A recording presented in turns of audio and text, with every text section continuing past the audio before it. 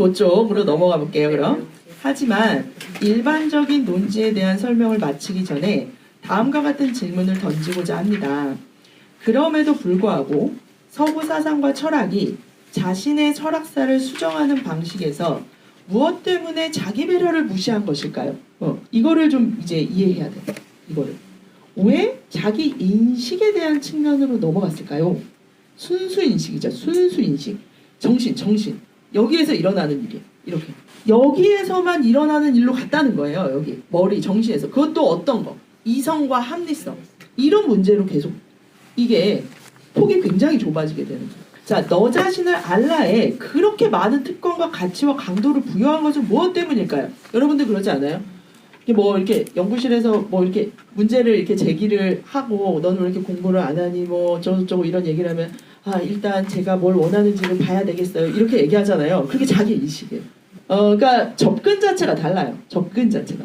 그러니까 모든 출발을 정신분석학, 특히 프로이트의 이제 정신분석학을 비판할 때도 마찬가지인데 물론 그것이 갖고 있는 가능성도 있지만 왜 우리는 내 욕망을 알아야 한다. 그거를 인식해야 한다라는 것을 전제로 해서 이 문제를 출발할까? 라는 것과도 제기가 돼 있어요. 내가 누군지, 내면에 있는 나라고 하는 어떤 정체를 알아야 내가 그 다음에 이 자기의 자유로운 행위를 할 수 있다고 믿는지. 근데 정말 그런 게 있기는 할까요? 이런 질문이 가능하기도 해요. 여튼 이 너 자신을 알라에 그렇게 많은 특권과 가치와 강도를 부여한 것은 무엇일까요? 이 너 자신을 알라라고 하는 것은 이런 자기 배려적 관점이 아닙니다. 인식적 관점이에요. 인식적 관점. 또 자료와 텍스트를 살펴보면 그노티스의 아우톤, 내 원리를 지탱하는 극도로 풍요롭고 밀도 있는 일련의 개념, 실천, 존재 방식, 실존의 형식 등의 근간을 이루었던 자기 배려의 개념이 어둠 속에 방치된 것은 무엇 때문일까요? 그러니까 자기의 인식을 좀 더 어떤 면에서는 거꾸로 말하면 풍요롭게 만들어주고, 그렇죠? 그것에 이 갖고 있는 의미들을 좀 더 이렇게 현실적으로 만들어줬던 이 바탕이 되는 자기 배려. 사람들은 왜 자기 배려를 희생시켜 자기 인식에 특권을 부여하는 것일까요? 여기서 내가 스케치하려는 바는 많은 의문부호와 생략 기호를 갖는 가설임이 틀림없습니다. 그러니까 왜 이렇게 자기 배려 안에 누가 들어있었죠? 자기 인식이 들어있었잖아요. 그런데 지금은 뭐가 사라지고 푸코의 인식에 의하면 자기 배려가 사라지고 무엇이 특권을 차지한 거예요? 자기 인식이 특권을 차지했어요. 이거는 완전히 다른 세계를 펼쳐줘요. 그러니까 여러분들이 지금 푸코를 보실 때 중요하게 봐야 되는 것 중에 하나가 또 이건데 읽다 보면 우리가 이제 이후에도 뭐 세네카도 읽을 거고 에피쿠로스는 이제 간단하게 읽겠지만 뭐 세네카도 읽고 뭐 에피텍투스도 읽고 뭐 여러 가지 책을 읽겠지만 기독교도 마찬가지고 다 똑같은 얘기를 하는 것 같다고 느껴져요. 왜냐하면 명목적으로 같은 내용들이 계속 등장을 해요. 명목적으로. 그런데 중요한 것은 계속해서 자기인식이라는 말이 나오더라도 이 자기인식이 어떤 맥락 위에서 쓰여지는가에 따라서 그것이 갖는 의미가 달라져요. 그죠? 그러면 여기에서 말하는 것은 뭐 기독교부터 시작이 됐지만 지금 푸코가 말하는 이 근대적인 주체성의 문제를 탐색할 때 자기 인식이 중심이 됐다는 건 무엇을 중심으로 해서 이 자기 배려와 자기 인식의 관계에서 뭐가 더 우위에 차지하게 됐다? 자기 인식이 더 우위에 차지하게 됐다. 이렇게. 그 이전까지는 누가 누구를 자기 배려가 자기 인식을 포함하고 있었죠. 그렇죠? 이것과 이것은 완전히 다른 배치예요. 얘도 있고 얘도 있고 그러니까 지금도 자기 배려 있지 않아요? 이렇게 세상을 보시면 안 되고 이렇게 배치를 보시면 안 되고 이 배치에 어떤 것이 더 우위에 있고 어떤 것이 중심에 있고 어떤 것에 더 강세가 가 있느냐에 따라서 완전히 다른 리듬이 된다. 다른 음이 된다고요. 그러니까 계속 도, 레, 미 예를 들면 이렇게 나와요. 도, 레, 미 음이 나와. 그리스 시대에도 도, 레, 미가 나왔고 헬레니즘에도 도, 레, 미가 나왔고 기독교도 도, 레, 미가 나왔고 근대도 도, 레, 미가 나왔으니 이것은 모두 다 한 음악이다. 아니죠. 일단은 도레미가 되는지 도미레가 되는지 레도미가 되는지에 따라서 그것은 다른 음악이 되잖아요. 그렇죠? 그 다음에 그렇게 순서가 바뀌지 않더라도 도에다가 힘을 줄 건지 레에다가 힘을 줄 건지 미에다가 힘을 줄 건지 도 아니면은 도를 빠르게 치고 레를 느리게 칠 건지 리듬과 박자와 이런 모든 것들이 일으키는 뭐가 달라요? 효과가 다르죠. 효과가 달라요. 같은 음악이라도 같은 악보라도 어디에다가 힘을 주느냐에 따라서 효과가 다르다고. 효과가 다르다는 것은 결국 다른 결과를 내온다는 거예요. 그러니까 여기도 자기 배려에다가 힘을 빵 주고 자기 인식을 생각하느냐랑 자기 배려를 밑에다가 그냥 놔두고 자기 인식에 힘을 주느냐에 따라서 다른 효과가 난다고요. 다른 효과가 난다는 말은 뭐예요? 다른 주체가 생산된다고요. 그래서 앞으로도 읽으실 때 특히 이제 기독교로 넘어가게 되면서 세네카의 이런 철학들이 넘어가게 되면서 굉장히 미묘한 변화를 겪게 되는데 그 미묘한 변화라는 게 이런 것 때문에 그래요. 순서를 뒤바꿔 버린다든지 아니면은 이게 어디에다 힘을 줘야 되는지를 뒤바꿔 버린다든지 이런 것들로 이 배치가 완전히 효과가 완전히 달라져 버려요. 근데 이거를 응용해 보면 우리도 그렇다는 거예요. 내가 다르게 살고 싶다라고 할 때 뭔가 아주 획기적인 뭔가 이전까지 없었던 새로운 것이 우리한테 나한테 와야 내 존재가 다른 주체가 되는 것이 아니라 강세 하나를 바꾸는 것으로 순서 하나를 뒤바꾸는 것으로도 완전히 다른 효과를 낼 수 있다는 거예요. 자, 그러면 1차적인 접근에서 그 밑에 보면은 1차적인 접근에서 또 완전히 피상적인 방식으로 사태의 본질을 건드리지 못한다 할지라도 자기 배려가 우리를 동요시키는 무엇인가를 가지고 있다는 점을 유념할 필요가 있습니다. 그쵸? 이런 얘기를 들으면 좀 귀가 솔깃해지잖아요. 우리는 다 나밖에 관심이 없기 때문에 그래요. 남 얘기는 3일 하면은 피곤해져요. 남 얘기는. 사실 여러 텍스트 다양한 형태의 철학, 상이한 형태의 수련, 철학적이거나 영적인 실천을 통해 자기 발의 원칙이 이렇게 쭉 내려가서 일련의 표현 속에서 형성되고 만들어졌습니다. 하지만 이 모든 표현, 격언, 규칙에 긍정적인 가치를 부여하고 이것을 도덕의 토대로 만들고 오늘날의 우리를 벗어나는 일정한 하나의 전통이 아마도 다수의 전통이 있음을 알 수 있습니다. 자기 자신을 고무하고 경배하며 자기 자신으로 회개하고 자기 자신의 봉사하라는 이 모든 권고들은 우리에게 어떻게 들리는 것일까요? 그러니까 이제 역으로 지금 철학을 한다라고 하는 사람들한테 가서 나 자기 배려를 좀 공부해 보려고 해. 자기 배려하러 다녀. 이러면 제가 사이비에 빠졌구나. 이런 생각이 들죠. 아카데미에서 그런 거를 한다? 대학에서 자 108배 매일 해가지고 학점에 반영하겠습니다.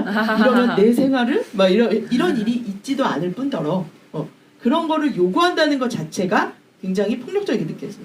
그래서 글은 나오죠. 그것은 윤리적 단절의 의지, 허세, 위협, 일종의 도덕적 댄시즘. 먹고 살기 좋구나. 배부르구나. 초국 불가능한 미학적 개인적인 단계의 단언. 그러니까 너는 너무 정치에 관심이 없어. 세상에 관심이 없구나. 너 하나만 중요해? 지금? 그런 게 철학이야? 그렇게 자기 운동적이고 이 자기 폐쇄적인 게 철학이야? 막 이런 비판을 듣는다는 거죠. 이런 게 헬레니즘 시대에 철학에 돌려진 오명이었어요. 정치, 로마의 제국적 정치가 너무도 강력했기 때문에 이 압제에 사람들은 다 정치로부터 등을 돌리고 자기 세계에 은둔해 들어갔다. 보통은 이렇게 얘기를 하는 겁니다. 아니면은 집단적 모럴을 자신을 위해 손수지탱할 수 없고 또 이러한 집단적 모럴의 붕괴의 직면에 이제 자기 자신만을 돌볼 수밖에 없는 개인의 태행에 대한 다소 우울하고 슬픈 표현으로 들릴 수도 있을 것입니다. 그쵸?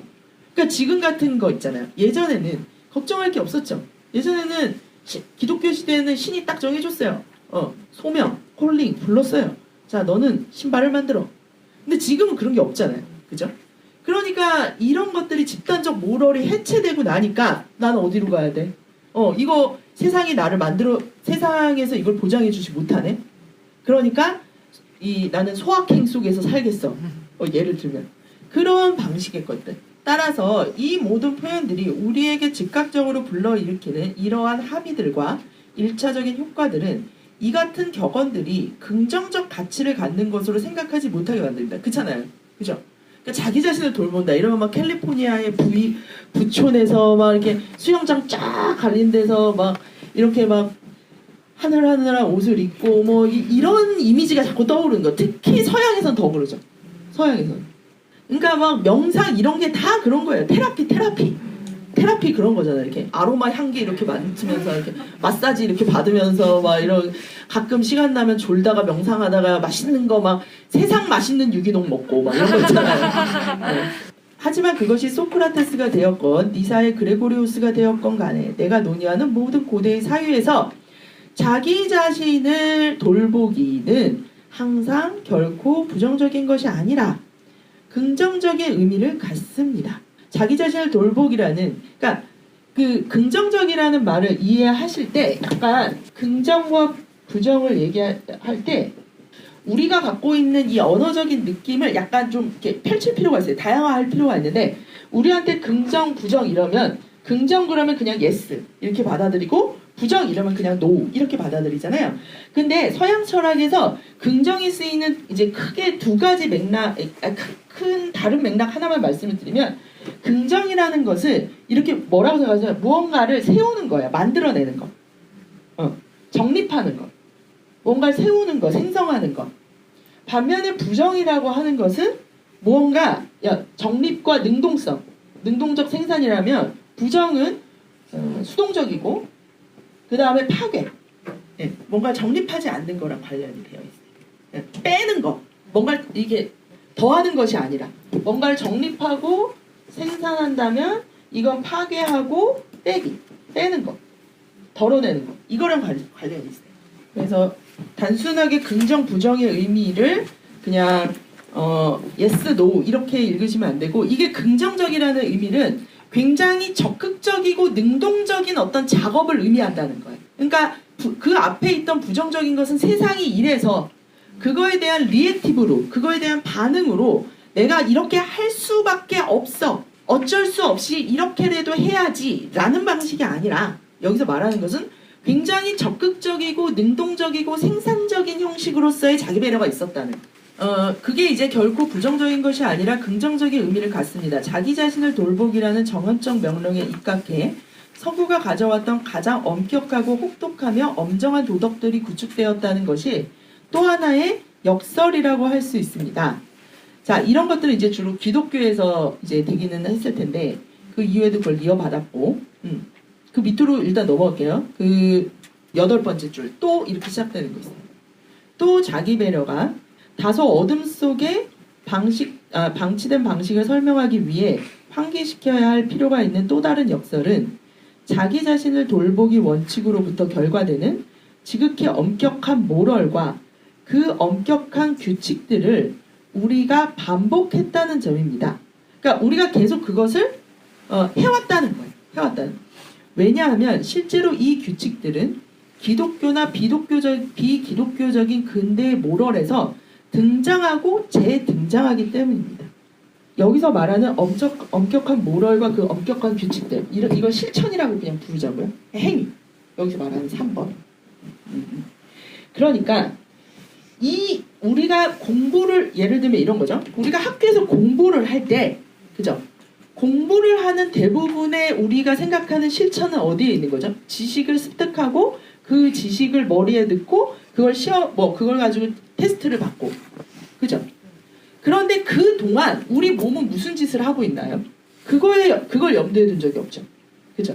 그러니까 학교에서 이루어지는 교육은 예를 들면 내가 교과서에서 배우는 그 내용 그것뿐만이 있는 것이 아니라 내가 책상에 앉아 있어야 되고 반드시 뭘 봐야 되고 시험을 봐야 하고 그죠? 그 지식을 어떤 식의 태도를 가지고 받아들여야 되고 태도를 배우고 그죠? 어떤 식의 어디에다가 어느 것이 중요한지 시험에 잘 나오는지 그런 걸 배우면서 주의 시선의 방식을 눈을 어디에다 둬야 될지를 배우고 그죠? 그런 것들은 이야기되어지지 않는 교육이지만 푸코에게는 가장 주체를 생산하는 가장 중요한 그 공부의 방식인 거예요. 형식인 거예요. 가르쳐지는 내용이 아니라 그런 것들이 우리는 이제 왜냐면 제가 이 얘기를 왜냐면 우리는 이제 기독교적인 전통 내에 있다고 자꾸 생각이 안 들기 때문에 그런 건데 여튼 이런 것들이 지금까지도 다른 식으로 다른 것들 이름을 바꿔가면서 계속 우리 밑에서 숨 쉬어 왔다는 거예요. 그래서 밑에 문단으로 가볼게요. 하지만 도덕의 역사가 갖는 역설들보다 훨씬 더 본질적인 이유가 하나 있습니다. 그게 뭐냐면 왜 자기 배려가 이렇게 등한시됐는가에 있어서 아주 중요한 결정적인 이유로 푸코가 내세우는 가설이 여기에 있어요. 세 번째 뭐냐? 진실과 진실의 역사에 관련된 문제가 있습니다. 진실. 그러니까 진실이 뭐냐라고 하면 참된 현실이기도 하고 이게 나중에 이제 진리가 되거든요. 이게 그러니까 진리가 되는데 참된 암이라고 생각하시면 돼요. 진짜. 그러니까 야 어제 무슨 일이 있어서 진실을 말해. 그럼 어제 있었던 진짜 일어났던 진짜로 일어났던 그걸 말해줘. 이렇게 말하는 거잖아요. 그쵸? 그래서 이거를 참된 암 정도로 이해를 하시면 돼요. 참된 암. 이 참된 암에 대한 문제, 암에 대한 문제, 예, 암과 관련된 역사가 있다는 거예요. 그러니까 사실 이런 거죠. 뭘 알만한 가치가 있는가 이것도 되게 역사적이에요. 그러니까 예를 들면 프로이트 같은 사람이 되게 위대한 건 그가 무의식이라고 하는 거를 새롭게 발견한 게 아니에요. 무의식은 그 이전부터 많은 사람들이 알고 있었어요. 꿈 다 꾸잖아요. 그죠? 근데 프로이트는 뭘 만든 거죠? 무의식이라는 게 알만한 가치가 있구나. 라는 걸 우리한테 가르쳐 준 거예요. 이게 알만한 가치가 있구나. 그러니까 뭘 알만한 가치가 있는가. 그리고 그것의 가치는 그것이 진짜 우리 현실을 얼마나 보여줄 수 있는가. 알려줄 수 있는가. 이런 것과 관련되는 거잖아요. 그러니까 무의식이 너를 전혀 보여줄 수 없어. 이렇게 말하는데 그것이 알만한 가치가 있나요? 아니죠. 무의식이라고 하는 게 이 세상을 어떤 식으로든지 참되게 알게 해줄 수 있어. 라는 게 알의 권력이잖아요. 그렇죠? 그런 것들 위해서 프로이트가 무의식을 알만한 가치가 있는 거다라고 만들어낸 거예요. 그 엄청난 노력이 있는 거죠. 그렇죠? 그 이전까지는 알만한 가치가 있는 게 아니었어요. 꿈? 그거 그렇게 알만한 가치가 있는 게 아니야. 무의식? 그건 그냥 실수야. 이렇게 말하는 거죠. 농담?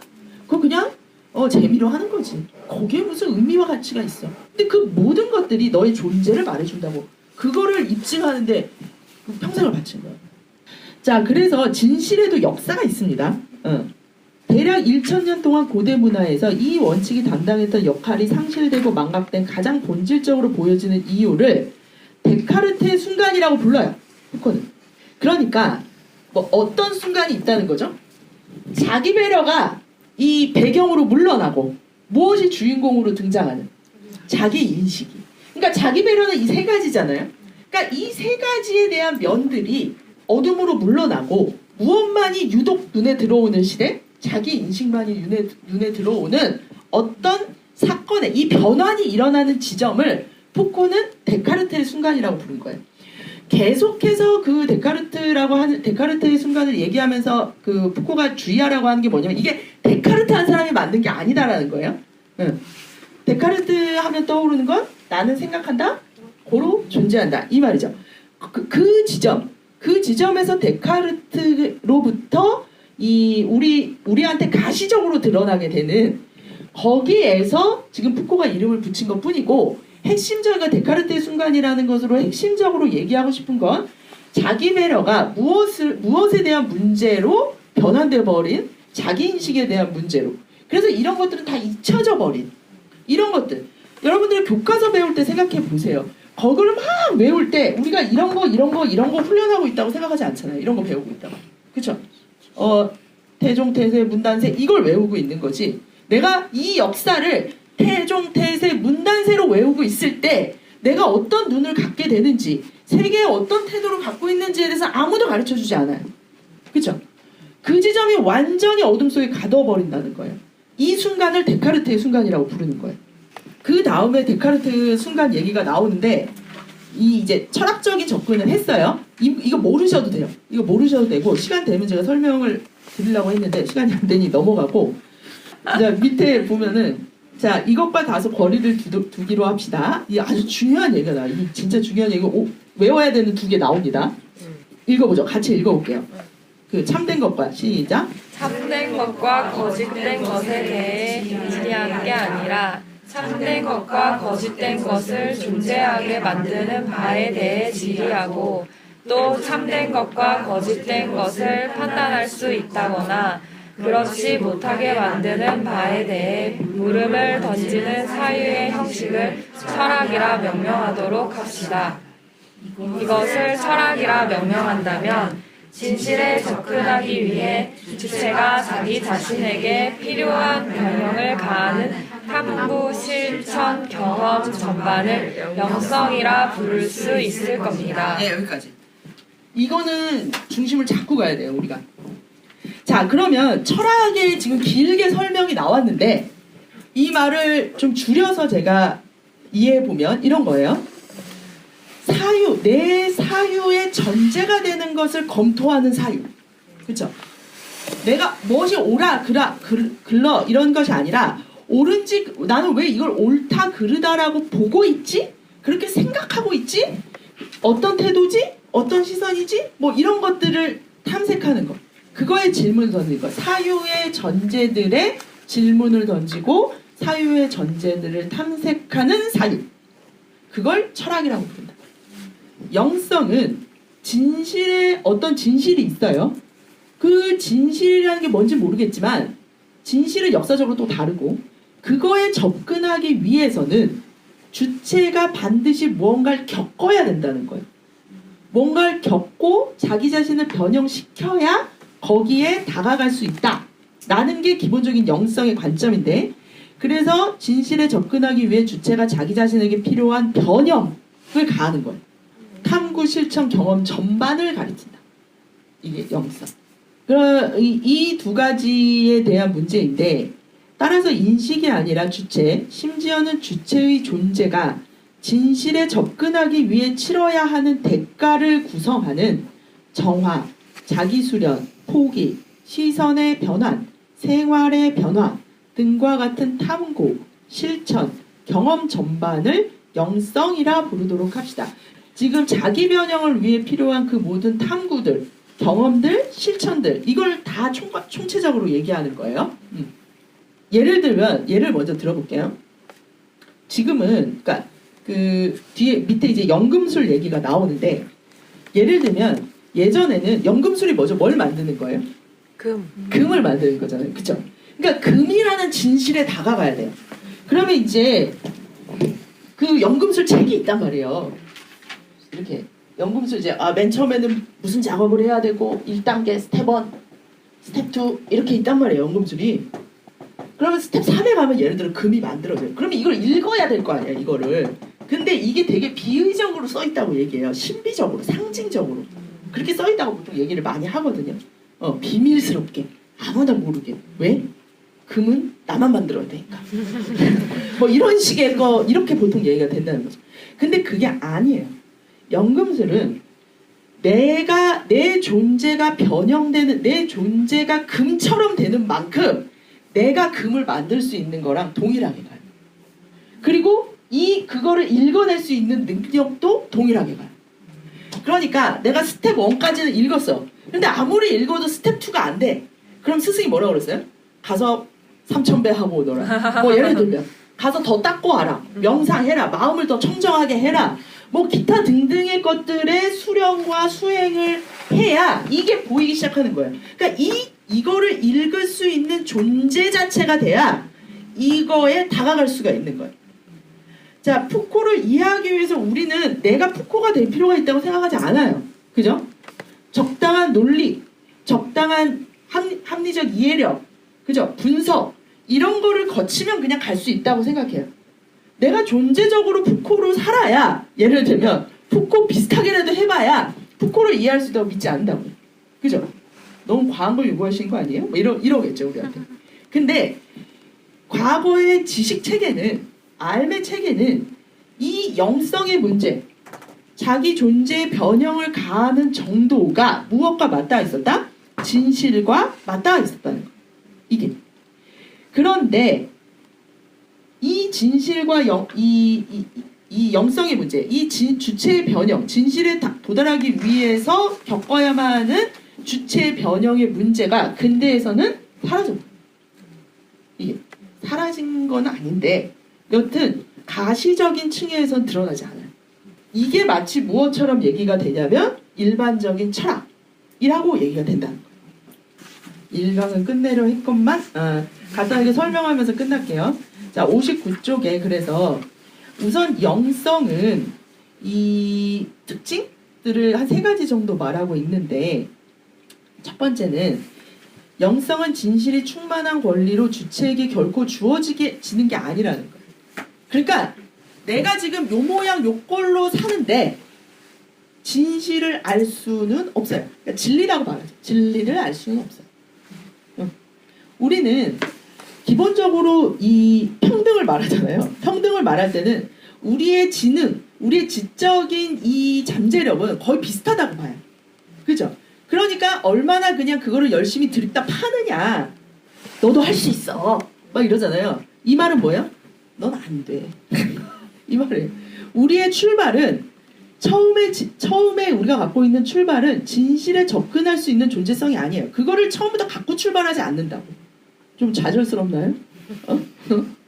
이게 이제 뒤에서 근데 아주 역설적인 이야기를 가지고 오게 됩니다. 여튼 주체는 그 자체로는 진실에 접근할 수 있는 권리와 능력을 갖고 있지 않아요. 이걸 전제해요. 아직까지 너는 이 진리를 알 그게 아니야. 그러니까 가서 청소해. 걸레질하고 열심히 닦고 시중 들어. 이런 행자 생활을 해야 되는 거예요. 예를 들면. 자, 이렇게 되는데 빨리 읽어볼게요. 영성은 주체가 주체이고 이러저러한 주체의 구조를 가지고 있기 때문에 기초될 수 있고 정당화될 수 있는 단순한 인식행위를 통해 주체에게 진실이 주어지지 않는다고 전제합니다. 자, 아까 뭐라 그랬죠? 칸트까지만 가도 이 내적 구조가 이미 결정되어져 있잖아요. 그러면 아직 활성화가 되지 않았을 뿐이지 누구나 이 내적 구조를 가지고 있는 한 너도 진리에 다다를 수 있어. 이렇게 생각하는 거예요. 근데 길을 잘 모르는구나. 내가 좀 가르쳐 줄게. 내 손 잡고 와. 이렇게 되는 거예요. 그런데 지금 여기에서는 쉽게 말하면 우리 이런 내적 구조 갖추고 태어났다 안 태어났다? 안 태어났다는 거예요. 그러니까 우리가 이거를 형성에 들어가고 만들고 우리 자신이 조립해서 내 하나를 만들어내야 되는 거죠. 내적 구조 자체를. 어떻게 보면. 진실에 도달할 권리를 갖기 위해선 주체가 자기 자신을 변화시키고 변형하며 이동하고 어느 정도의 한도까지는 현재의 자기 자신과는 다르게 될 필요가 있다는 점을 전제합니다. 자, 보세요. 진실은 주체의 존재 자체를 내기에 거는 대가로만 주체에게 부여됩니다. 우리는 이러면 안 알아 이러죠. 알기 싫어. 귀찮아. 이게 근대교육이라는 거예요. 너의 주체를 변형시키는 일이라면 다 귀찮은 일이에요. 그게 자유라고 믿게 만들잖아요. 그래서 이 모양 이 꼴로 이 사회와 구조가 만들어 놓은 주체성으로 평생을 살게 만드네요. 왜냐하면 주체는 그 자체로서 진실의 능력을 갖고 있지 못하기 때문입니다. 이 표현들은 여기서 영성을 정의하기 위한 가장 단순하지만 가장 근본적인 표현입니다. 자, 이것은 다음과 같은 결과를 야기시킵니다. 즉, 이 같은 관점에서 주체의 개심이나 변형 없이는 진실이 존재할 수 없습니다. 개심, 마음을 열고 변형, 이거를 형태를, 포메이션을 바꾸지 않으면 안 돼요. 이러한 주체의 개심과 변형은 상이한 형태에서 행해질 수 있는데 그 다음에 나오는 거는 간단히 설명하면 하나는 밖을 향하는 방식이 에로스예요. 타자를 향하는 방식, 개심과 변형은. 그 다음에 이것을 자기 쪽으로 향하는 방식이 아스케시스. 에로스와 아스케시스의 두 방향이 있어요. 그러니까 에로스는 타자를 향하는 방향에서 이루어지는 개심과 변형. 그죠? 그러니까 우리가 누군가를 좋아할 때 마음을 열게 되잖아요. 그쵸? 그리고 내가 안 하던 짓거리를 자꾸 하고 다니잖아요. 내가 참을 수 없던 일을 막 참잖아요. 그쵸? 이런 일들이 우리가 일상적으로 겪기 때문에 에로스는 잘 아실 거예요. 똑같은 것을 자기한테 가할 때 이걸 아스케시스라고 불러요.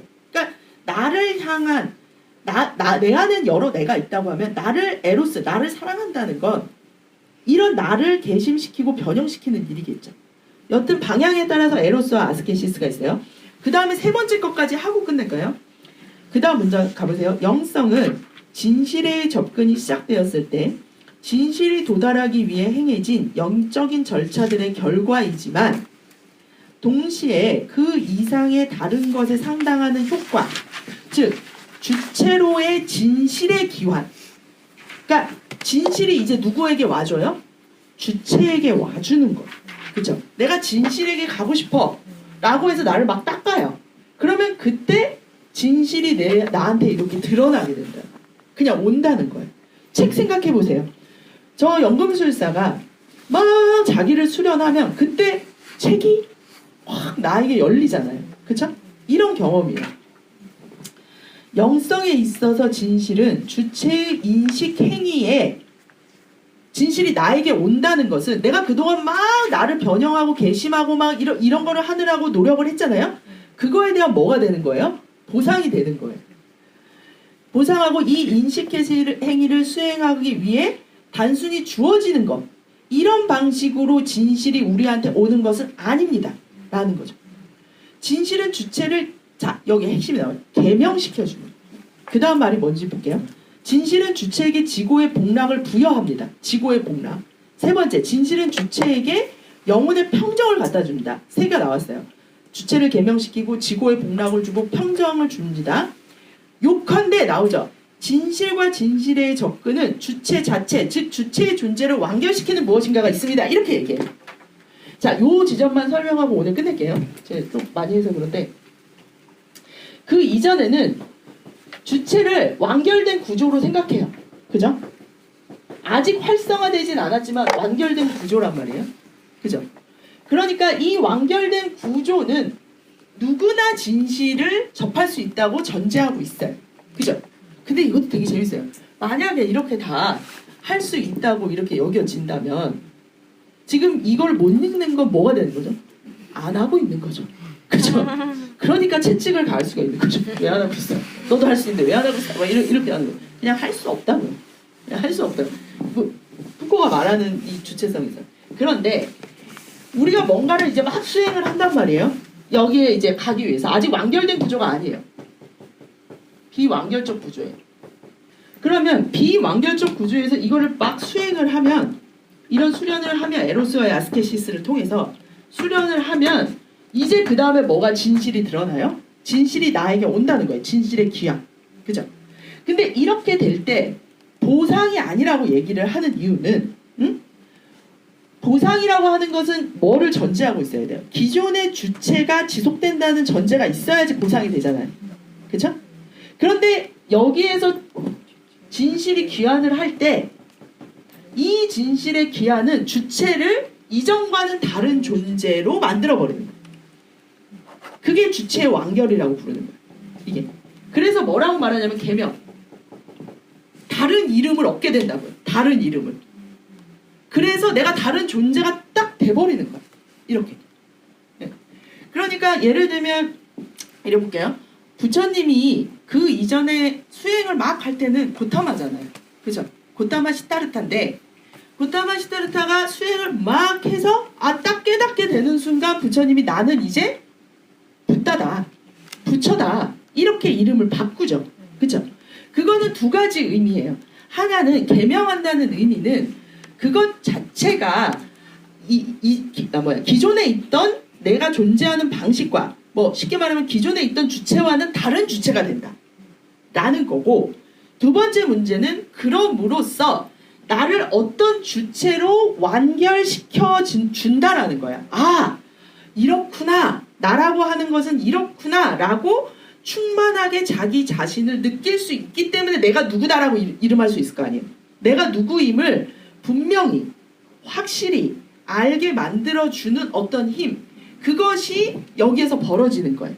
그래서 뒤에 다음 주에 더 읽겠지만 그래서 되게 아이러니하게도 우리가 진리를 영성에 대한 문제로부터 분리시킬 때 어떤 일이 벌어지냐면 아무리 공부해도 주체가 완결되지 않고 계속 헛헛하기만 하고 뭔지 계속 무한 끝이 없는 어떤 무한의 지평 위에서 헤매고 있는 듯한 그런 기분을 준다는 거예요. 이 영성이 사라지게 될 때. 이게 결론이거든요. 지금 몇 가지만 이제 얘기를 드릴게요. 그래서 이 세 가지, 자기 배려와 주체라고 하는 것과 그 다음에 철학은 사유의 답을 말하는 것이 아니라 사유의 전제의 질문을 하는 거고, 영성은 진실과 주체의 관계에서 아주 핵심적인 역할을 한다. 이 처음 출발. 그죠? 주체의 변형을 통해서 진실에 접근할 수 있고, 이 변형이 진실의 귀환을 이룸으로써 나는 나다! 라고 말할 수 있는 주체의 완결을 만들어주는, 이거를 이제 조금 더 우리가 앞으로 탐색을 해야 될 텐데, 기본 구도는 이렇게 된다 라고 얘기 드릴게요. 예, 여기까지 오늘 하겠습니다. 예, 수고하셨습니다.